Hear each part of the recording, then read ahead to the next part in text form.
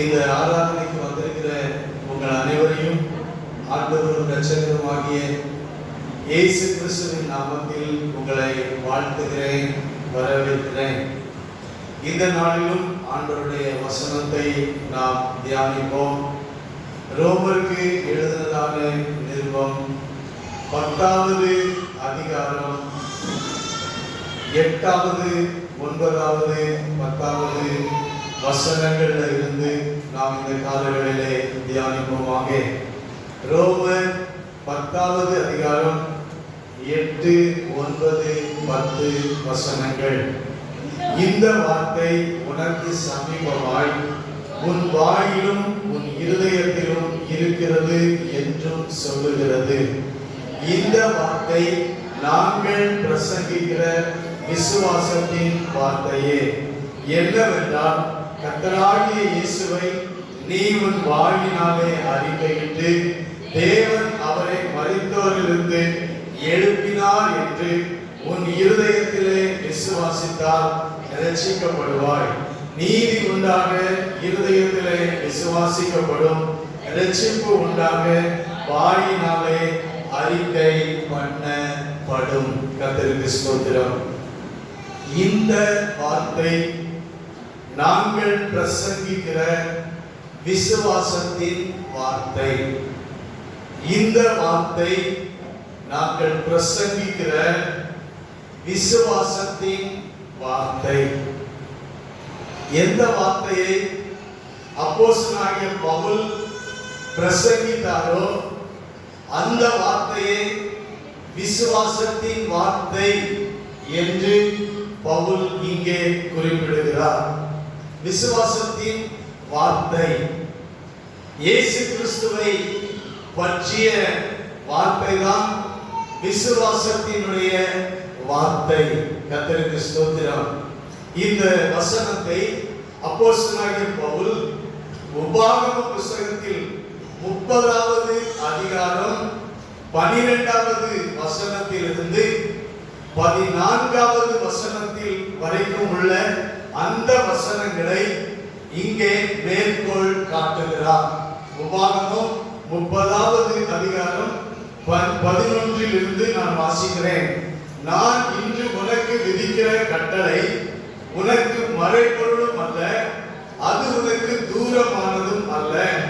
நாங்கள் அதை கேட்டு அதன்படி செய்யும் பொருட்டு எங்கள் நிமித்தம் வானத்துக்கு ஏறி அதை எங்களுக்கு கொண்டு வருகிறவன் யார் என்று நீ சொல்லத்தக்கதாக அது வானத்தில் உள்ளதும் அல்ல. நாங்கள் அதை கேட்டு அதன்படி செய்யும் பொருட்டு எங்கள் நிமித்தம் சமுத்திரத்தை கடந்து அதை கொண்டு வருகிறவன் யார் என்று நீ சொல்லத்தக்கதாக அது சமுத்திரத்துக்கு அப்புறத்தில் உள்ளதும் அல்ல. நீ அந்த வார்த்தையின்படியே செய்யும் பொருட்டு அது உனக்கு மிகவும் சமீபமாய் உன் வாயிலும் உன் இருதயத்திலும் இருக்கிறது. நீ அந்த வார்த்தையின்படியே செய்யும் பொருட்டு அது உனக்கு மிகவும் சமீபமாய் உன் வாயிலும் உன் இருதயத்திலும் இருக்கிறது. அந்த வார்த்தை தான் விசுவாசத்தின் வார்த்தை. வாயில இருக்கக்கூடிய வார்த்தை, இருதயத்தில் இருக்கக்கூடிய வார்த்தை. இதை எதை குறித்து பவுல் இங்கே மோசே சொல்கிறார்? கட்டளைகள், ஆண்டவருடைய வார்த்தைகள். இது மறைபொருள் அல்ல, இது தூரமானதும் அல்ல. இது வானத்துக்கு போய் இதை இனி யாரும் கொண்டு வர வேண்டிய அவசியமோ இல்லை. இதை கடலுக்கு அப்பால் சமுத்திரங்களுக்கு அப்பால் போய் இதை கொண்டு வர வேண்டிய அவ்வளவு தூரமானதும் அல்ல. இந்த கர்த்தருடைய வார்த்தைகள் இன்றைக்கு நமக்கு சமீபமாக இருக்கிற வார்த்தைகள். இது தூரமானது அல்ல, நமக்கு சமீபமாக இருக்கிறது. எப்படி சமீபமாக இருக்கிறது என்றால், நமக்கு பக்கத்தில் இல்லை, நமக்கு உள்ளேயே இந்த வார்த்தை இன்றைக்கு இருக்கிறது. உங்கள் இருதயத்திலும் உங்கள் வாயிலும் உங்கள் இருதயத்திலும் இருக்கிறது. கர்த்தருக்கு ஸ்தோத்திரம் உண்டாவதாக. தேவனுடைய வார்த்தை உங்கள் வாயிலும் உங்கள் இருதயத்திலும் இருக்கிறது. இந்த வாயிலும் இருதயத்திலும் இருக்கிற இந்த வார்த்தை நமக்கு ஜீவனையும் நன்மையையும் கொண்டு வருகிறது. இந்த வார்த்தை தான், இந்த வசனத்தை கொண்டுதான் ரோமர் 10வது அதிகாரம் 8, 9, 10 வசனங்களிலே அப்போஸ்தலனாகிய பவுல் விவரிக்கிறார். இந்த வார்த்தை ஸ்தோத்திர நாங்கள் பிரசங்கிக்கிற விசுவாசத்தின் வார்த்தையே. கர்த்தருக்கு ஸ்தோத்திரம். அல்லேலூயா. நம்முடைய வாயிலும் இருதயத்திலும் இருக்க வேண்டிய வார்த்தை. இதை வேற எங்கும் தேட வேண்டியது இல்லை. கர்த்தருக்கு ஸ்தோத்திரம். நன்மை ஜீவனுக்கு ஏதுவான இந்த வார்த்தை நமக்குள்ளே நம்மிலே இருக்கிறது. இந்த வார்த்தை இயேசு கிறிஸ்துவை பற்றிய விசுவாச வார்த்தை. இதை நம்முடைய இதயத்தில் விசுவாசித்து நம்முடைய வாயில் அறிக்கை பண்ண வேண்டும். கைகளை உயர்த்தி ஆமென் சொல்வோமாக. அல்லேலூயா. இந்த விசுவாசத்தின் வார்த்தையை சொல்ற இதைத்தான் அப்போஸ்தலனாகிய பவுல் பேசினார். இயேசு கிறிஸ்துவை குறித்து பேசினார். இதைத்தான் நீங்களும் நானும் விசுவாசித்து அறிக்கை பண்ண வேண்டும். 9வது வசனம் அதை குறித்த விளக்கத்தை சொல்கிறார். என்னவென்றால், கர்த்தராகிய இயேசுவை நீ உன் வாயினாலே அறிக்கையிட வேண்டும். இயேசு யாரை அறிக்கையிட வேண்டும்? கர்த்தராகிய இயேசு கிறிஸ்துவை நாம் என்ன செய்ய வேண்டும்? அறிக்கையிட வேண்டும். அதான் விசுவாசத்தினுடைய வார்த்தை. எப்படி அறிக்கையிட வேண்டும்? தேவன் அவரை மரித்தோரிலிருந்து எழுப்பினார் என்று விசுவாசித்து அறிக்கையிட வேண்டும். அல்லேலூயா. ஸ்தோத்திரம் உண்டாவதாக. தேவன் அவரை மரித்தோரிலிருந்து எழுப்பினார் என்று உன் இருதயத்தில் விசுவாசித்தால் ரட்சிக்கப்படுவாய்.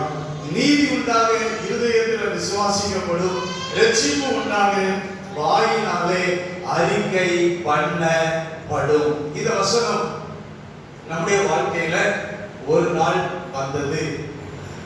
இந்த வசனம் நம்முடைய வாழ்க்கையில ஒரு நாள் கிரியை செய்தது. இந்த இயேசு கிறிஸ்துவை குறித்து நாம் கேள்விப்பட்ட போது, நமக்கு அறிவித்த போது, இயேசு கிறிஸ்துவை நம்முடைய இருதயத்தில் என்ன செய்தோம்? விசுவாசித்தோம். இயேசு கிறிஸ்துவை விசுவாசித்ததினால் நம்முடைய வாயிலே நாம் அறிக்கை பண்ணினோம். இயேசு கிறிஸ்து ஒருவரே ஆண்டவர், இயேசு கிறிஸ்து ஒருவரே இரட்சகர், இயேசு கிறிஸ்து ஒருவரே எனக்காக இந்த உலகத்தில் வந்து என் பாவங்களுக்காக சிலுவையில ரத்தம் சிந்தி மரித்தார். அவர் மரித்து அடக்கம் பண்ணப்பட்டு 3வது நாள் உயிரோட எழுந்தார் என்று நாம் அறிக்கை பண்ணினோம். அப்பொழுது ரட்சிக்கப்பட்டோம். கைகளை உயர்த்தி ஆமென் சொல்லுவோம். அப்பொழுது நாம் என்ன செய்யப்பட்டோம்? ரட்சிக்கப்பட்டோம். ஆண்டவருடைய பிள்ளைகளாக மாறினோம். இரண்டாவதாக ஞானஸ்நானம் எடுக்கும்போது இதே காரியத்தை நாம் என்ன செய்தோம்? அறிக்கை பண்ணினோம். தண்ணீர நின்று கொண்டு ஆண்டவர் இயேசு கிறிஸ்துவை விசுவாசிக்கிறீர்களா? இயேசு கிறிஸ்து உங்களுக்காக மரித்தார் என்று விசுவாசிக்கிறீர்களா? இயேசு கிறிஸ்து உங்களுக்காக 3வது நாள் உயிரோட எழுந்தார் என்று விசுவாசிக்கிறீர்களா என்று கேட்டபோது உங்கள் விசுவாசத்தை அறிக்கை பண்ணினீர்கள். கைகளை உயர்த்தி ஆமென் சொல்வோமாக. அல்லேலூயா. கர்த்தருக்கு ஸ்தோத்திரம். அதோட நம்முடைய விசுவாச அறிக்கை முடிந்து விடுகிறது இல்லை. அதைத்தான் இன்றைக்கு நான் உங்களோடு பேச போகிறேன். விசுவாசத்தின் அறிக்கை ரட்சிக்கப்பட்டதோடு ஞானஸ்நானம் பெற்றதோடு முடிந்து விடுவது இல்லை. அந்த விசுவாச அறிக்கை நம்முடைய வாழ்க்கையில் எப்போதும் அந்த அறிக்கையாக நம்முடைய வாழ்க்கையில் இருக்க வேண்டும். கர்த்தருக்கு ஸ்தோத்திரம். அல்லேலூயா. சிஎஸ்ஐ ரோமன் கத்தோலிக்க சபைகளில் ஞாயிறு தோறும் விசுவாச அறிக்கை என்கிற ஒன்றை சபையார் எல்லாரும் இணைந்து சொல்லுவதை நாம கேட்டிருக்கிறோம். நானும் சொல்லி இருக்கிறேன். நீங்களும் அநேக சிஎஸ்ஐ ஆர்சி சபைகளிலிருந்து வந்தவர்கள் உண்டு. உங்கள் எல்லாருக்கும் விசுவாச அறிக்கை என்றால் என்ன என்பது உங்களுக்கு தெரிந்திருக்கும். இந்த பண்டிகை காலங்களில் அகனேசியஸ் விசுவாச பிரமாணத்தை என்ன செய்வோம்? சொல்லுகிறது வழக்கம். கர்த்தருக்கு ஸ்தோத்திரம். அப்போ சபை கூடி வரும்போதெல்லாம் விசுவாச அறிக்கை என்ன பண்றாங்க? அறிக்கை இடுகிறார்கள். ஆனா பெந்தெகோஸ்தே சபைக்கு வரும்போது இந்த விசுவாச அறிக்கை என்ன செய்கிறது? அறிக்கை பண்ணுகிறது இல்லை. இது நம்முடைய வாழ்க்கையில் ஒரு குறைவாக இருக்கிறது. ஸ்தோத்திரம். நாம் நம்முடைய அனுதின வாழ்க்கையில் விசுவாசத்தை அறிக்கை பண்ண வேண்டும். விசுவாச அறிக்கை என்பது ஆராதனையில் மாத்திரமல்ல, எப்படி கர்த்தருடைய ஜெபத்தை வீட்டில நம்ம ஜெபத்துல ஒவ்வொரு நாளும் ஜெபத்துல நாம அந்த கர்த்தருடைய வரமண்டலங்களில் இருக்கிற ஜெபத்தை நாம எப்படி சொல்லுகிறோமோ அதே போல விசுவாச அறிக்கையும் ஒவ்வொரு நாளும் நம்முடைய வாழ்க்கையில் அறிக்கை பண்ணப்பட வேண்டும். கர்த்தருக்கு ஸ்தோத்திரம். ரட்சிப்பு என்பது ஒரு நாள் அல்ல, நம்முடைய அனுதின வாழ்க்கையில் நாம் ரட்சிக்கப்பட்டு கொண்டே இருக்கிறோம். எனவே விசுவாச அறிக்கையை நாம் அறிக்கை பண்ண நம்முடைய வாழ்க்கையில் நம்முடைய ரட்சிப்பு பூரணப்படுகிறது. கர்த்தருக்கு ஸ்தோத்திரம் உண்டாவதாக. அல்லேலூயா. ஆனால் இந்த விசுவாச பிள்ளைகள், இன்னைக்கு பெந்தெகோஸ்தே சபைக்குள்ள வருகிற ஆவிக்குரிய பிள்ளைகள் இந்த விசுவாச அறிக்கையை நாம் அறிக்கை பண்ணாமல் இருக்கிறதுனாலே நமக்கு அநேக பாதகங்கள் உண்டு. கர்த்தருக்கு ஸ்தோத்திரம் உண்டாவதாக. விசுவாசத்தை நாம் என்ன செய்ய வேண்டும்? அறிக்கை பண்ணுகிறவர்களாக இருக்க வேண்டும். கர்த்தருக்கு ஸ்தோத்திரம். நம்முடைய விசுவாசம் என்ன? ஸ்தோத்திரம் உண்டாவதாக. சுருக்கமா இந்த நம்முடைய விசுவாசம் என்ன? ஒன்று, ஸ்தோத்திரம், இயேசு கிறிஸ்து உலகத்தின் பாவத்துக்காக, என்னுடைய பாவத்துக்காக சிலுவையில அறையப்பட்டார். ஸ்தோத்திரம். சிலுவையில் அறையப்பட்ட இயேசு கிறிஸ்து அவர் மூன்றாவது நாள் உயிரோட எழுந்தார். இந்த விசுவாச அறிக்கையாவது அனுதினமும் நம்முடைய வாயில், நம்முடைய இருதயத்தில் இருக்க வேண்டும். கர்த்தருக்கு ஸ்தோத்திரம். அல்லேலூயா. ஒவ்வொரு நாளும் உங்க இருதயத்தில் இருக்க வேண்டியது இயேசுவின் மரணம், இயேசுவின் உயிர்த்தெழுதல். ஒவ்வொரு நாளும் உங்க வாயில அறிக்கை பண்ண வேண்டியது இயேசு கிறிஸ்துவினுடைய மரணம், இயேசு கிறிஸ்துவினுடைய உயிர்த்தெழுதல். இதை அறிக்கை பண்ணும்போது நமக்கு நன்மை இருக்கிறது, ஜீவன் இருக்கிறது. இது அறிக்கை பண்ணும்போது மாத்திரமே நன்மையும் ஜீவனும் நம்முடைய வாழ்க்கையில் பின்தொடர்ந்து வருகிறது. கர்த்தருக்கு ஸ்தோத்திரம் உண்டாவதாக. அல்லேலூயா.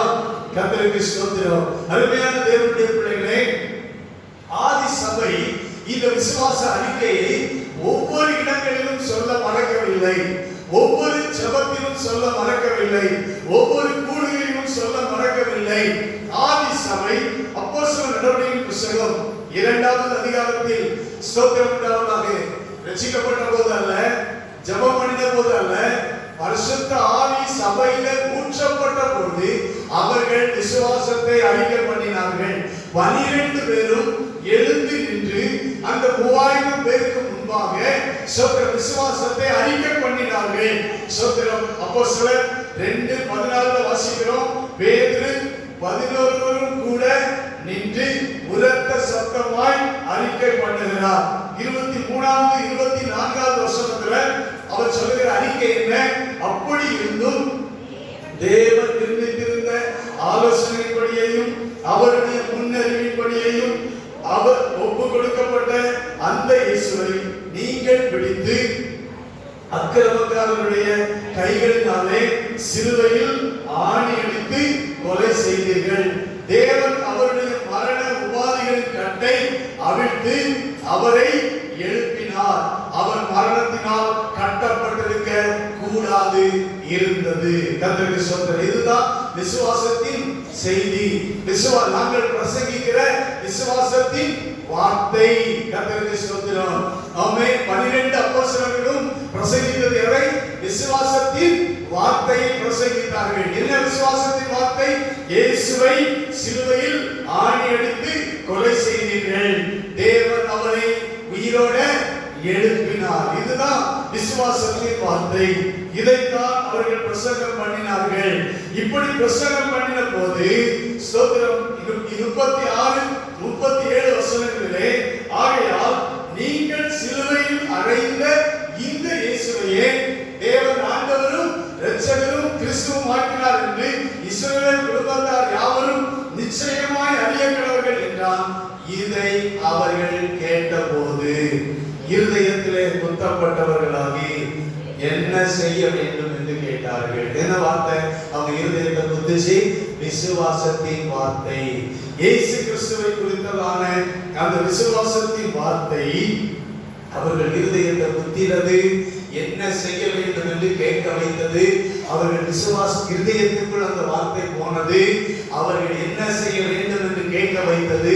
அவர்கள் எல்லாரும் ரட்சிக்கப்பட்டு இயேசுவை கிறிஸ்து கர்த்தர் என்று அறிக்கை பண்ணினார்கள். கைகளை உயர்த்தி ஆமென் சொல்லுவாங்க. அல்லேலூயா. கர்த்தருக்கு ஸ்தோத்திரம் உண்டாவதாக. ஒரே நாள்ல 3000 பேர் ரட்சிக்கப்பட்டார்கள். விசுவாசத்தின் வார்த்தை 3000 பேரை ரட்சிக்க வைத்தது, மனம் திரும்ப வைத்தது. சபையில் 3000 பேரை ஞானஸ்நானம் எடுக்க வைத்தது. இன்றைக்கு விசுவாசத்தின் வார்த்தை இன்றைக்கு நம்முடைய வாழ்க்கையில் இருக்குமானால் இந்த இந்த காரியங்கள் நடக்கும். கரங்களை உயர்த்தி ஆமென் சொல்லுவோம். அல்லேலூயா. கர்த்தருக்கு ஸ்தோத்திரம். அப்போஸ்தலர் 4வது அதிகாரத்தில் கர்த்தருக்கு ஸ்தோத்திரம் 10வது வசனத்தில் அடுத்து அவர்கள் சொல்கிறார்கள், உங்களால் சிலுவையில் அறையப்பட்டவரும் தேவனால் மரித்தோரிலிருந்து எழுப்பப்பட்டவருமாய் இருக்கிறவரான ஸ்தோத்திரம். அவர்கள் வார்த்தை எப்போதுமே என்ன இருந்தது? சிலுவையில் அறையப்பட்டவர், தேவனால் மரித்தோரிலிருந்து எழுப்பப்பட்டவர். இந்த விசுவாசத்தின் வார்த்தையை சொன்னபோது ஸ்தோத்திரம் உண்டாவதாக. அவராலே அன்றி வேறு ஒருவராலும் இரட்சிப்பு இல்லை. நாம் இரட்சிக்கப்படும்படி வானத்தின் கீழங்கும் அவருடைய நாமமே அல்லாமல் வேறொரு நாமம் கட்டளையிடப்படவில்லை என்று இயேசுவை குறித்து அறிக்கை பண்ணினார்கள். கைகளை உயர்த்தி ஆமென் சொல்லுவோம். அல்லேலூயா. இயேசு கிறிஸ்துவை குறித்த விசுவாசத்தின் வார்த்தையை அவர்கள் பிரசங்கம் பண்ணினார்கள், அறிக்கை பண்ணினார்கள். எந்த இடத்துக்கு அவர்கள் போனாலும், எந்த இடத்துல பேசினாலும் இந்த விசுவாசத்தின் வார்த்தை இல்லாமல் வேறொரு வார்த்தையை அவர்கள் பேசவே இல்லை. கைகளை உயர்த்தி ஆமென் சொல்லுவோம். அல்லேலூயா. விசுவாசத்தின் வார்த்தையை அவர்கள் பேச மறக்கவில்லை. கர்த்தருடைய நாமம் மகிமைப்படுவதாக. தொடர்ந்து நீங்கள் வாசித்தால் அப்போஸ்தலர் நடவடிக்கைகளின் புத்தகம் ஸ்தோத்திரம் உண்டாவதாக 8வது அதிகாரத்தில் பிலிப்பு ஸ்தோத்திரம் உண்டாவதாக ஒரு மந்திரிக்கு ஆண்டவர் இயேசு கிறிஸ்துவை குறித்து அந்த மந்திரி வாசித்துக் கொண்டு போகிற வேத பகுதியை அப்போஸ்தலர் 8:32-33 வசனங்களில் பார்க்கிறோம். அந்த வேத வாக்கியம் என்ன? அவர் ஒரு ஆட்டை போல அடிக்கப்படுவதற்கு கொண்டு போகப்பட்டார். மயக்கத்திற்கு முன்பாக சத்தமிடாதிருக்கிற ஆட்டுக்குட்டியை போல அவர் தமது வாயை திறவாதிருந்தார். அவர் தம்மை தாழ்த்தின போது அவருடைய நியாயம் எடுத்து போடப்பட்டது. அவருடைய ஜீவன் பூமியிலிருந்து எடுபட்டு போயிற்று. அவருடைய வம்சத்தை யாராலே சொல்ல முடியும் என்பதே மந்திரிக்கு இருந்த கேள்வி இதுதான். இவர் யாரை குறித்து சொல்லுகிறார்? இது யாரை குறித்து எழுதியிருக்கிறது என்று கேட்டபோது இயேசு கிறிஸ்துவை குறித்து எழுதியிருக்கிறது என்ற விசுவாசத்தின் வார்த்தை. இயேசு ஒரு ஆட்டை போல் அடிக்கப்படுவதற்கு கொண்டு போகப்பட்டார். ஸ்தோத்திரம் உண்டாவதாக. அவர் தம்மை தாழ்த்தின போது அவரை சிலுவையில அறைந்தார்கள். அவருடைய நியாயம் எல்லாம் எடுபட்டு போயிற்று. சிலுவையில அவர் ரத்தம் சிந்தி மரித்தார். ஸ்தோத்திரம் உண்டாவதாக. 3வது நாள் உயிரோடு எழுந்தார். இன்றைக்கு அவருடைய வம்சத்தை யாராலும் சொல்ல முடியாது என்று இயேசு கிறிஸ்துவை குறித்து அவன் விளக்கின பொழுது மந்திரி அவன் சொன்னான், முழு இருதயத்தோடும் இயேசு கிறிஸ்துவை விசுவாசிக்கிறேன். கைகளை உயர்த்தி ஆமென் சொல்லுவோம். இருதயத்தில் விசுவாசித்து வாயில என்ன பண்ணா? அறிக்கை பண்ணினா. உடனே அவனுக்கு ஞானஸ்நானம் கொடுத்தார். கர்த்தருக்கு ஸ்தோத்திரம் உண்டாவதாக. அப்புறம் அவர் சந்தோஷமாய் திரும்பி போய் ஸ்தோத்திர ஆண்டவரை தொழுது கொண்டார். இதே போல அப்போஸ்தலர் நடவடிக்கைகளின் புத்தகம் 10வது அதிகாரத்தில் பேதுரு கொர்நேலியு வீட்டில ஆண்டவருடைய வார்த்தையை பிரசங்கிக்கும் போது ஸ்தோத்திர விசுவாசத்தின் வார்த்தையை சொல்கிறார். 39-40 வசனங்கள். அப்போஸ்தலர் 10வது அதிகாரம் 39-40 யூதருடைய தேசத்திலும் எருசலேமிலும் அவர் செய்தவர்கள் எல்லாவற்றுக்கும் நாங்கள் சாட்சிகளாக இருக்கிறோம். அவரை மரத்திலே தூக்கி கொலை செய்தார்கள். 3ஆம் நாளிலே தேவன் அவரை எழுப்பி பிரத்யட்சமாய் காணும்படி செய்தார். எல்லா இடத்திலையும் கொர்நேலியு, அவருடைய நண்பர்கள், அவருடைய உறவினர்கள் எல்லாரும் கூடியிருக்கிற அந்த வீட்டுல பேதுரு இயேசுவை அன்றைக்கு கொலை செய்ததையும் தேவன் அவரை உயிரோட எழுப்பினதையும் விசுவாசத்தின் வார்த்தையை அங்கே பேசுகிறார். உடனே என்ன நடந்துச்சு? அவரை ஸ்தோத்திரம் அந்த வார்த்தையை கேட்டுக்கொண்டிருக்கும் போதே பரிசுத்த ஆவியானவர் அவர்கள் மேல இறங்கினார். அதுக்கப்புறம் அவர்கள் ஞானஸ்நானம் பெற்றார்கள். அப்போ விசுவாசத்தின் வார்த்தை எங்கே பேசப்படுகிறதோ அங்கே ஆவியானவர் இறங்குகிறார். கைகளை உயர்த்தி அல்லேலூயா சொல்லுவோம். அல்லேலூயா. விசுவாசத்தின் வார்த்தை எங்கே பேசப்படுகிறதோ அங்கே மனம் திரும்புதல், இரட்சிப்பு உண்டாகிறது. விசுவாசத்தின் வார்த்தை எங்கே பேசப்படுகிறதோ அங்கே பரிசுத்த ஆவியும் ஊற்றப்படுகிறது. கர்த்தருக்கு ஸ்தோத்திரம். அப்போ நாம எவ்வளவு முக்கியம்? விசுவாசத்தின் அறிக்கை என்பது, விசுவாசத்தின் வார்த்தை என்பது நமக்கு ரொம்ப ரொம்ப முக்கியமானது. இதை பேசினாதான் ஸ்தோத்திரம் உண்டாவதாக. ஆவியானவர் என்ன செய்யப்படுவார்? ஊற்றப்படுவார். இதை பேசினாதான் ஸ்தோத்திர இரட்சிப்பு, மனம் திரும்புதல் உண்டாகும். கர்த்தருக்கு ஸ்தோத்திரம் உண்டாவதாக. ஹல்லேலூயா. இன்னைக்கு இயேசு கிறிஸ்துவை பற்றிய விசுவாசத்தின் வார்த்தை நம்முடைய வாழ்க்கையில் நான் எதை குறிப்பிடுகிறேன் என்றால், ஸ்தோத்திரம், அனுதினமும் இந்த சமுதாயத்தில் இந்த விசுவாசத்தின் வார்த்தை அறிக்கை பண்ணப்பட வேண்டும். ஆமென் சொல்லுங்க. ஹல்லேலூயா. சபைக்குள்ள மாத்திரம் அல்ல, நாம் கூடி வரும்போது மாத்திரம் விசுவாச அறிக்கை பண்ணினால் போதாது. நம்முடைய விசுவாச அறிக்கை நம்முடைய சமுதாயத்தின் மத்தியில் அறிக்கை பண்ணப்பட வேண்டும். கர்த்தருக்கு ஸ்தோத்திரம் உண்டாவதாக. அப்போ நம்முடைய விசுவாசத்தின் அறிக்கை நாம் பிரயாணம் பண்ணும்போது இன்னொருவருக்கு அறிக்கை பண்ணப்பட வேண்டும். நம்முடைய விசுவாசத்தின் அறிக்கை நம்மோடு கூட வேலை செய்யும் போது, நம்மோடு கூட வேலை செய்கிறவருக்கு நம்முடைய விசுவாசத்தின் அறிக்கை செய்யப்பட வேண்டும். ஹல்லேலூயா. கர்த்தருக்கு ஸ்தோத்திரம். விசுவாசத்தின் அறிக்கை நம்முடைய பட்டணத்தில், நம்முடைய கிராமத்தில் நம்மோடு கூட வாழ்கிற உற்சார் உறவினர்களுக்கு விசுவாசத்தின் வார்த்தை அறிக்கை பண்ணப்பட வேண்டும். சமுதாயத்துக்கு விசுவாசத்தின் வார்த்தை அறிக்கை பண்ணப்பட வேண்டும். ஹல்லேலூயா. கர்த்தருக்கு ஸ்தோத்திரம் உண்டாவதாக. விசுவாசத்தின் வார்த்தை அறிக்கை பண்ணினால் இன்னைக்கு இந்த சபையில் இத்தனை சேர்கள் காலியாக இருக்காது. இந்த சபை நிரம்பி வழியும். கைகளை உயர்த்தி ஆமென் சொல்லுவோம். ஹல்லேலூயா. விசுவாசத்தை நாம் அறிக்கை பண்ணினால் நிச்சயமாக சபை வளர்ச்சி அடையும். விசுவாசத்தை நாம் அறிக்கை பண்ணினால் பரலோகம் நிரம்பும். கைகளை உயர்த்தி ஆமென் சொல்லுவோம். ஹல்லேலூயா. பரலோகம் என்ன செய்யும்? நிரம்பும். சபை நிரம்பும். சபைகள் நிரம்பி வழியும். இந்த சமுதாயம் ஸ்தோத்திரம் இயேசுவை விசுவாசிக்கும். ஸ்தோத்திரம் பரலோகம் நிரம்பி வழியும். கர்த்தருக்கு ஸ்தோத்திரம். நான் ஏன் அதை சொல்றேன்னா, ஸ்தோத்திரம் உண்டாவதாக. நான் சொல்வதற்கு முன்பாக ஒன்றை நான் உங்களுக்கு காண்பிக்க விரும்புகிறேன். யோவான் சுவிசேஷம் 9வது அதிகாரம் 22வது வசனத்தில் நாம் வாசிக்கிறோம். யோவான் 9:22. அவனுடைய தாய் தகப்பன்மார் யூதர்களுக்கு பயந்ததினால் இப்படி சொன்னார்கள். எவனாவது இயேசுவை கிறிஸ்து, அதாவது மேசியா, ஆண்டவர், இரட்சகர் என்று சொன்னார், அறிக்கை பண்ணினால் அவன் ஜெப ஆலயத்துக்கு புறம்பாக்க வேண்டும் என்று யூதர்கள் கட்டுப்பாடு செய்திருந்தார்களாம். இயேசுவை ஸ்தோத்திரம் உண்டாவதாக கர்த்தர் என்று என்ன செய்யக்கூடாது? கிறிஸ்து என்று அறிக்கை பண்ணக்கூடாது. விசுவாசத்தை என்ன செய்யக்கூடாது? அறிக்கை பண்ண கூடாது என்று கட்டுப்பாடு பண்ணியிருந்தார்கள். அப்படி விசுவாசத்தை ஒரு மனிதன் அறிக்கை பண்ணினால், இயேசு கிறிஸ்துவை பற்றிய விசுவாசத்தை அவன் அறிக்கை பண்ணினால், ஜெப ஆலயத்துக்கு புறம்பே அவனை தள்ளி விடுவார்களாம். கர்த்தரின் நாமம் மகிமைப்படுவதாக. யோவான் எழுதின சுவிசேஷம் 12வது அதிகாரம் 42வது வசனத்தை வாசிக்கும் போது, யோவான் 12:42, ஆகிலும் அதிகாரிகளும் அநேகர் அவரிடத்தில் விசுவாசம் வைத்தார்கள்.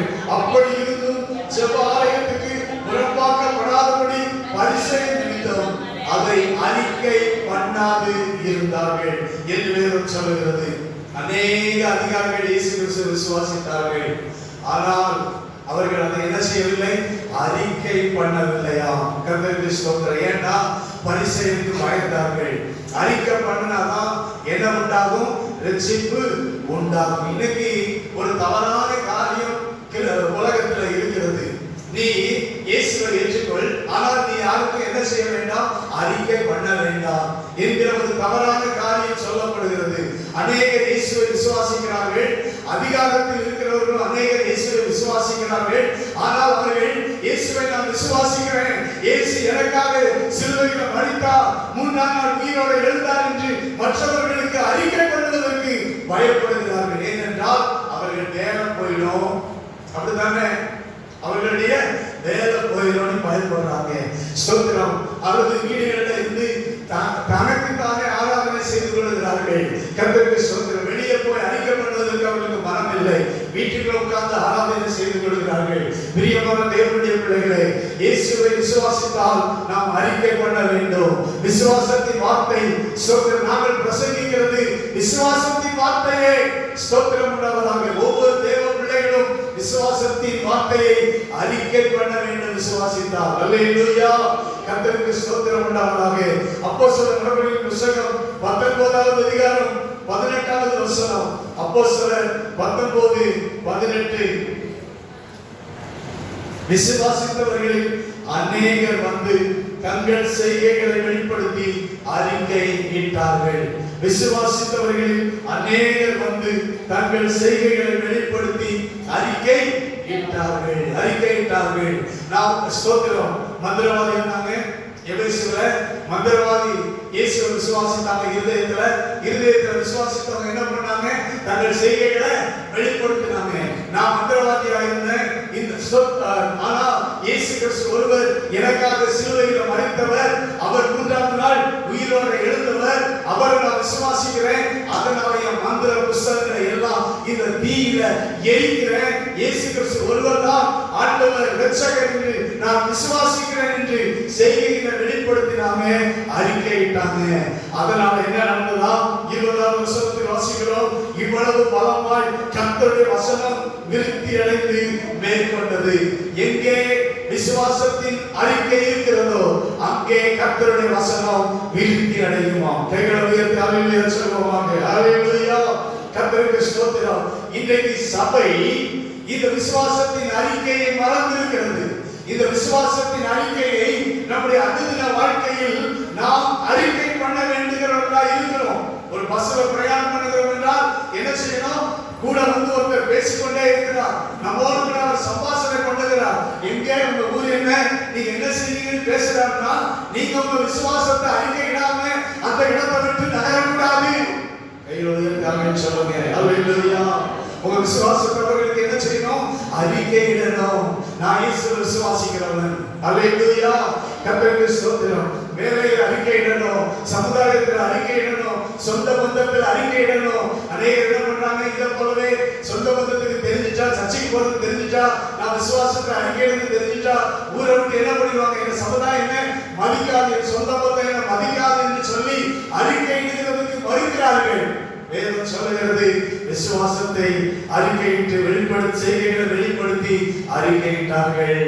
ரோமர் 14:11 இப்படி சொல்லுகிறது. ரோமர் 14:11 இப்படி சொல்லுகிறது, அந்தபடி முழங்கால் யாவும் எனக்கு முன்பாக முடங்கும், நாவு யாவும் தேவனை அறிக்கை பண்ணும். கைகளை உயர்த்தாமே சொல்லுவோம். எல்லா நாவும் இயேசுவை அறிக்கை பண்ண வேண்டும் என்றால் நாம் அறிக்கை பண்ணினால்தான் நாவுகள் யாவும் அறிக்கை பண்ணும். விசுவாசிக்கிறீங்களா? நீங்களும் நானும் அறிக்கை பண்ணாம எல்லா நாமும் என்ன செய்யாது? அறிக்கை பண்ணாது. கர்த்தருக்கு ஸ்தோத்திரம். நீங்களும் நானும் இயேசுவை விசுவாசத்தின் வார்த்தையை அறிக்கை பண்ணும் போது நாவுகள் யாவும் அறிக்கை பண்ணும், முழங்கால் யாவும் முடங்கும் என்று கர்த்தர் அவருடைய ஜீவனை கொண்டு சொல்லி இருக்கிறாராம். அவருடைய ஜீவனை கொண்டே சொல்லி இருக்கிற போது ஸ்தோத்திரம் உண்டாவதாக. ஏன் இன்றைக்கு ஸ்தோத்திர சபைகள் வளர்ச்சி அடையவில்லை? ஏன் ஆத்துமாக்கள் ரட்சிக்கப்படவில்லை? ஏன் ஆத்துமாக்கள் ஸ்தோத்திர ஞானஸ்நானம் எடுக்கவில்லை? ஏன் பரிசுத்தாவியினுடைய அபிஷேகம் சபைகளில் இறங்கவில்லை? ஸ்தோத்திரம் ஒரு பொன்னலை வீட்டில் இறங்கினதை போல வீடுகளில் ஏன் இறங்கவில்லை? ஸ்தோத்திர இயேசு கிறிஸ்துவை குறித்து அறிக்கை பண்ணாமல் நாம் வாழ்ந்து கொண்டு இருக்கிறபடியினாலே எல்லாம் முழங்காமல் இருக்கிறது, எல்லா நாவுகளும் அறிக்கை பண்ணாமல் இருக்கிறது. நாம் அறிக்கை பண்ணினால் இந்த பட்டணத்தில் இருக்கிற எல்லா நாவுகளும் இயேசுவை அறிக்கை பண்ணும். ஆமென். அல்லேலூயா, அல்லேலூயா. பிலிப்பியர் 2ஆம் அதிகாரம் 11ஆம் வசனம் சொல்கிறது. ஸ்தோத்திரம் உண்டாவதாக. பிலிப்பியர் 2ஆம் அதிகாரம் 11ஆம் வசனம் சொல்கிறது. ஸ்தோத்திரம் உண்டாவதாக. இயேசுவின் நாமத்தில் வானோர் பூதலத்தோர் பூமியின் கீழானவருடைய முழங்கால் யாவும் முடங்கும் படிக்கும். பிதாவாகிய தேவனுக்கு மகிமையாக இயேசு கிறிஸ்து கர்த்தர் என்று நாவுகள் யாவும் அறிக்கை பண்ணும் படிக்கும். எல்லா நாமத்துக்கும் மேலான நாமத்தை அவருக்கு தந்தருளினார். எல்லா நாமத்துக்கும் மேலான நாமம் இயேசுவுக்கு கொடுக்கப்பட்டிருக்கிறது. எதுக்காக கொடுக்கப்பட்டிருக்கிறது? இன்றைக்கு சபை அவருடைய பிள்ளைகள் அவருடைய நாமத்தை என்ன செய்யணும்? சொல்லுங்க. அறிக்கை பண்ண வேண்டும். அல்லேலூயா. இயேசு கிறிஸ்துவை அறிக்கை பண்ண வேண்டும். இயேசு கிறிஸ்துவை அறிக்கை பண்ணுகிறது. நான் விசுவாசத்தின் வார்த்தை உடனே நான் அப்படி இருப்பேன் இப்படி இருப்பேன் இதை நான் அறிக்கை பண்ண சொல்லல. இயேசு கிறிஸ்து எப்படி இருக்கிறார், அவர் எதற்காக வந்தார், அவர் எதற்காக, அவர் என்ன செய்கிறார் என்பதை நாம் அறிக்கை பண்ணுகிறது தான் விசுவாச அறிக்கை. கைகளை உயர்த்தி எல்லாருமே சொல்வோமாக. அல்லேலூயா, கர்த்தருக்கு ஸ்தோத்திரம். இன்னைக்கு விசுவாச அறிக்கைன்னு சொல்லி மனுஷனை குறித்தே நீ உன்னை குறித்தே அறிக்கை பண்ணு அப்படின்னு சொல்றாங்க. நான் என்ன குறித்து அறிக்கை பண்ண வேண்டியது அவசியம் இல்லை.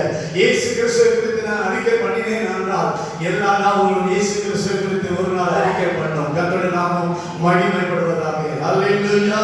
கர்த்தருக்கு ஸ்தோத்திரம் உண்டாவதாக. அறிக்கை பண்ணோம். 1 யோவான் 4:15 நாம் திருப்பிக் கொள்வோமாக. 1 யோவான் 4:15 தேவனுடைய குமாரன் என்று அறிக்கை பண்ணுகிறவன் எவனோ அவனில் தேவன் நிலைத்திருக்கிறார், அவனும் தேவனில் நிலைத்திருக்கிறான். 14ஆம் வசனம், பிதாவானவர் குமாரனை உலக இரட்சகராக அனுப்பினார் என்று நாங்கள் கண்டு சாட்சியிடுகிறோம். இயேசு கிறிஸ்து உலக இரட்சகர். இயேசு கிறிஸ்து உலகத்தின் பாவத்தை சுமந்து தீர்த்து உலகத்தின் பாவத்தை சிலுவையில் ஏற்றுக்கொண்டு சிலுவையில் மரித்து அவர் அடக்கம் பண்ணப்பட்டு 3ஆவது நாளிலே உயிரோடு எழுந்தவர் உலக இரட்சகர் என்று நாங்கள் சாட்சியிடுகிறோம், நாங்கள் அறிக்கை பண்ணுகிறோம். இந்த இயேசுவானவர் தேவனுடைய குமாரன் என்று அறிக்கை பண்ணினார். நீங்கள் பிதாவானவர் அவனில் நிலைத்திருக்கிறார். கைகளை உயர்த்தி ஆமென் சொல்லுவோமாக. அல்லேலூயா. தேவன் இன்றைக்கு உங்களிலும் என்னிலும் நிலைத்திருக்கிறார் என்றால் நாம் என்ன செய்ய வேண்டுமா? ஒரு நாள் மாத்திரமல்ல, எப்போதும் நாம் அறிக்கை பண்ணி கொண்டிருக்க வேண்டுமா? அல்லேலூயா. இந்த சமுதாயத்தை நாம் என்ன செய்ய வேண்டுமா? அறிக்கை பண்ண வேண்டுமா? அப்படி அறிக்கை பண்ணும்போது தேவன் நம்மில் நிலைத்திருக்கிறார், நாமும் தேவனில் நிலைத்திருக்கிறோம் என்று வேதம் சொல்கிறது. அறிக்கை பண்ணாவிட்டால் தேவன் நம்மிலே நிலைத்திருக்கலை. ஸ்தோத்திரம். நாம் இயேசுவை எப்பொழுதெல்லாம் அறிக்கை பண்றோமோ, எந்த அளவுக்கு நாம் அறிக்கை பண்ணி கொண்டிருக்கிறோமோ அப்பொழுதெல்லாம் தேவன் நம்மிலே நிலைத்திருக்கிறாராம். கர்த்தருடைய நாமம் மகிமைப்படுவதாக. எத்தனை தேவ பிள்ளைகளுக்கு தேவன் நிலைச்சிருக்கிறோம். அதனால்தான் நாம நிலைச்சிருந்தா என்ன பண்ணிட்டு இருப்போம்? அறிக்கை பண்ணிக்கிட்டே இருப்போம். எங்க போனாலும் இயேசு அறிக்கை பண்ணுவோம். கைகளை உயர்த்தி ஆமென் சொல்லுவோம். அல்லேலூயா. அல்லேலூயா. தெரிந்தவர்களுக்கு அறிக்கை பண்ணுவோம், தெரியாதவர்களுக்கு அறிக்கை பண்ணுவோம். தெரிந்த பட்டணத்துக்கு அறிக்கை பண்ணுவோம், தெரியாத இடத்துக்கு இயேசுவை அறிக்கை பண்ணுவோம். அல்லேலூயா. கர்த்தருக்கு ஸ்தோத்திரம் உண்டாவதாக. அறிக்கை பண்ணினதால்தான் இந்த ஸ்தோத்திரம் உண்டாவதாக. அறிக்கை இயேசு கிறிஸ்துவை குறித்த அறிக்கை எவ்வளவு முக்கியம் என்பதை, நம்முடைய விசுவாசத்தை அறிக்கையிடுவது எவ்வளவு முக்கியம் என்பதை எபிரேயர் 10ஆம் அதிகாரம் 23ஆம் வசனத்தில் ஒரு சில வசனங்களை நாம் பார்ப்போமாக. எபிரேயர் 10:23 அல்லாமலும் நம்முடைய நம்பிக்கையை அறிக்கையிடுவதில் அசைவில்லாமல் உறுதியாக இருக்க கடவோம். வாக்குத்தத்தம் பண்ணினவர் உண்மை உள்ளவராய் இருக்கிறாரே. நம்முடைய நம்பிக்கையை, நம்முடைய விசுவாசத்தை அறிக்கையிடுவதில் அசைவில்லாமல் உறுதியாக இருக்க வேண்டும். அதுக்காக தான் சபையில் என்ன பண்றாங்க? விசுவாச அறிக்கையை என்ன செய்றாங்க? எல்லாம் எழுந்து நின்று அறிக்கையிடுறாங்க, சொல்றாங்க. நாமும் நம்முடைய வாழ்க்கையில சொல்லணும், அறிக்கையிடணும், சொல்றோம். சபையில ஏன் சொல்றோம்? எல்லாருக்கும் அந்த விசுவாசம் என்ன செய்யணும்? தொடர்ந்து வரணும் அப்படிங்கிறதுக்காக தான். சின்ன பிள்ளைகளுக்கு வரணும், வாலிபர்களுக்கு வரணும், முதியவர்களுக்கு வரணும். அல்லேலூயா. அல்லேலூயா. கர்த்தருக்கு ஸ்தோத்திரம் உண்டாவதாக. ஆமென். கர்த்தருக்கு ஸ்தோத்திரம். இந்த அறிக்கை ஆண்டவர் இயேசு என்ன சொல்லியிருக்கிறார்? லூக்கா 12:8 பவுல் சொல்லியிருக்கிறார், அறிக்கையிடணும் அப்படின்னு சொல்லி. நம்ம விசுவாசத்தை, உங்க நம்பிக்கை என்ன? இயேசு எனக்காக சிலுவையில மரித்தார், இயேசு எனக்காக உயிரோட எழுந்தார், இயேசு இன்றைக்கு உயிரோட இருக்கிறார். இந்த நம்பிக்கை என்ன பண்ணணும்? அறிக்கை பண்ணணும். அதுதான் சபைக்குரியவர்கள் அறிக்கையிடுதல். இயேசு என்ன சொல்லியிருக்கிறார்? லூக்கா 12:8 லூக்கா 12:8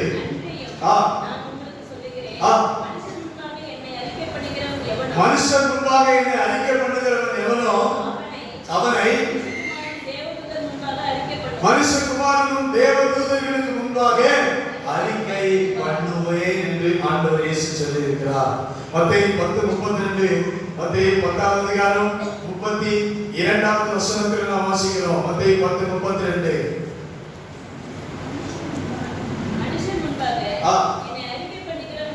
மனுஷன் முன்பாக என்னை அறிக்கை பண்ணுகிறவன் எவனோ அவனை நானும் பரலோகத்தில் இருக்கிற என் பிதாவின் முன்பாக அறிக்கை பண்ணுவேன். இயேசு குறித்த அறிக்கை என்ன?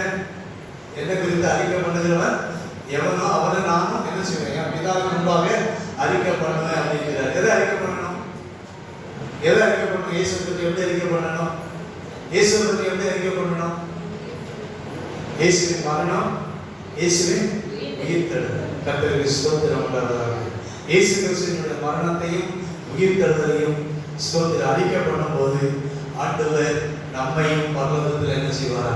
அறிக்கை பண்ணுவார். இன்னொரு வசனமும் இருக்கிறது, வெளிப்படுத்தின விசேஷம் 3ஆம் அதிகாரம் 5ஆவது வசனம்.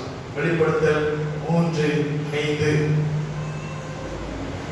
ஜெயம் கொள்கிறவன் எவனோ, எல்லாம் சேர்ந்து வாசிக்க போகிறோம். இந்த வசனம் எல்லாம் கேட்கறது நம்ம எல்லாம் சேர்ந்து வாசிக்கணும். அறிக்கப்பட்டது. ஸ்தோத்திரம். வாசிப்போம். 3:5. ஜெயம் கொள்கிறவன் எவனோ அவனுக்கு வெள்ளஸ்திரம் கற்பிக்கப்படும். ஜீவ புஸ்தகத்திலிருந்து அவனுடைய நாமத்தை நான் கிழிக்கப்படாமல் என் பிதா முன்பாகவும் அவனுடைய தூதர் முன்பாகவும் அவன் நாமத்தை அறிக்கையிடுவேன். கர்த்தருக்கு ஸ்தோத்திரம். ஆண்டவர் பரலோகத்துல ஒரு நாள் நம்முடைய பெயரை அறிக்கை பண்ணுவார். பிரதர்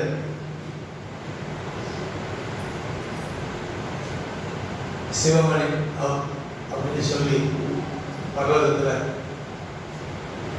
இவர் பூலோகத்துல என் நாமத்தை என்ன பண்ணார்? அறிக்கை பண்ணார். அவர் இதயத்தில் விசுவாசித்து வாயில் என்ன பண்ணார்? அறிக்கை பண்ணார். அவர் அறிக்கை பண்ணதுனால அவர் இருந்த ஊர்ல அநேக என் நாமத்தை அறிக்கை பண்ணார். அல்லேலூயா, ஸ்தோத்திரம். அநேக இந்த பரலோகத்துல வந்து இப்போ இந்த பரலோகத்துல வந்திருக்கிறார். அதனால அவர் ஜெயம் கொண்டிருக்கிறார். அவருடைய நாமம், அவருடைய பெயரை நான் எல்லா தூதர்களுக்கு முன்பாக நான் பரலோகத்துல நான் அறிக்கை எழுதுறேன்னு சொல்லி ஆண்டவர் இயேசு கிறிஸ்து அவருடைய பெயரை சொல்லும் போது எவ்வளவு பெரிய பாக்கியம் அது. பிரியமான தேவனுடைய பிள்ளைகள், நம்மை குறித்து பரலோகத்துல ஆண்டவர் இயேசு கிறிஸ்து நம்மை அறிக்கை பண்ண வேண்டுமானால் இந்த பூலோகத்துல நம்முடைய அனுதின வாழ்க்கையில் நமக்கும் நாம் அறிக்கை பண்ண வேண்டும், மற்றவர்களுக்கும் நாம் என்ன செய்ய வேண்டும்? அறிக்கை பண்ண வேண்டும். இயேசு கிறிஸ்துவை குறித்து அறிக்கை பண்ணும் போது அது ஒரு பெரிய பாக்கியத்தை நமக்கு கொண்டு வரும், பெரிய ஆசீர்வாதத்தை நமக்கு, சந்தோஷத்தை நமக்கு கொண்டு வரும். கர்த்தருடைய நாமம் மகிமைப்படுவதாக. எனவே ஸ்தோத்திரம். ரோமர் எழுதின நிருபம் 10ஆவது அதிகாரத்துக்குள்ள நாம் திருப்பிக் கொள்வோமாக. ரோமர் 10ஆவது அதிகாரம். கர்த்தருக்கு ஸ்தோத்திரம். ரோமர் 10ஆவது அதிகாரம் 8, 9, 10 அந்த வசனங்களை தொடர்ந்து நாம் வாசிப்போம். இந்த வார்த்தை உனக்கு சமீபமாய் உன் வாயில் உன் இருதயத்தில் இருக்கிறது என்று சொல்கிறது. இந்த வார்த்தை நாங்கள் பிரசங்கிக்கிற விசுவாசத்தின் வார்த்தையை என்னவென்றால், கர்த்தராகிய இயேசுவை நீ உன் வாயினாலே அறிக்கையிட்டு தேவன் அவரை மரித்தோரிலிருந்து எழுப்பினார் என்று உன் இருதயத்தில் விசுவாசித்தால் ரட்சிக்கப்படுவார். நீதி உண்டாக இருதயத்திலே விசுவாசிக்கப்படும், ரட்சிப்பு உண்டாக வாயினாலே அறிக்கை பண்ணப்படும். என் வாழ்க்கையில் ரட்சிப்பு உண்டாகவும் என் வாயினாலே அறிக்கை பண்ண வேண்டும். அநேக ரட்சிக்கப்படவும் என் வாயினாலே நான் அறிக்கை பண்ண வேண்டும். கர்த்தருக்கு ஸ்தோத்திரம். 14ஆவது வசனம் சொல்கிறது, அவரை விசுவாசியாதவர்கள் எப்படி அவரை தொழுது கொள்வார்கள்? அவரை குறித்து கேள்விப்படாதவர்கள் எப்படி விசுவாசிப்பார்கள்? பிரசங்கிக்கிறவன் இல்லாவிட்டால் எப்படி கேள்விப்படுவார்கள்? நான் ஒரு முக்கால் மணி நேரம் பிரசங்கம் பண்ணுகிறேன் என்று வைத்துக் கொள்ளுங்கள். ஆனால் உண்மையில் எல்லாருக்கும் சொல்லுகிற வார்த்தை என்னன்னா, நீங்க அரை மணி நேரம் பிரசங்கம் பண்ண வேண்டியதில்லை, 10 நிமிஷம் கூட பிரசங்கம் பண்ண வேண்டியதில்லை. 2 வார்த்தை, 2 வார்த்தை. ஸ்தோத்திரம் உண்டாவதாக. இயேசு கிறிஸ்துவை நீங்கள் விசுவாசிக்கிற அந்த விசுவாசத்தின் வார்த்தையை நீங்கள் சொன்னால் கேள்விப்படுவார்கள். கைகளை உயர்த்தி ஆமென் சொல்வோமாக. அல்லேலூயா, அல்லேலூயா, அல்லேலூயா. கர்த்தருக்கு ஸ்தோத்திரம். நீங்கள் சொன்னா அவங்க காதுக்குள்ள போய் அவங்க இருதயத்துக்குள்ள போகும். இருதயத்துல விசுவாசத்தை கொண்டு வரும். இயேசு விசுவாசத்தை துவக்குகிறவர். ஸ்தோத்திரம். விசுவாசத்தை அவர் விசுவாசத்தின் வார்த்தையாக இருக்கிறவர். அல்லேலூயா.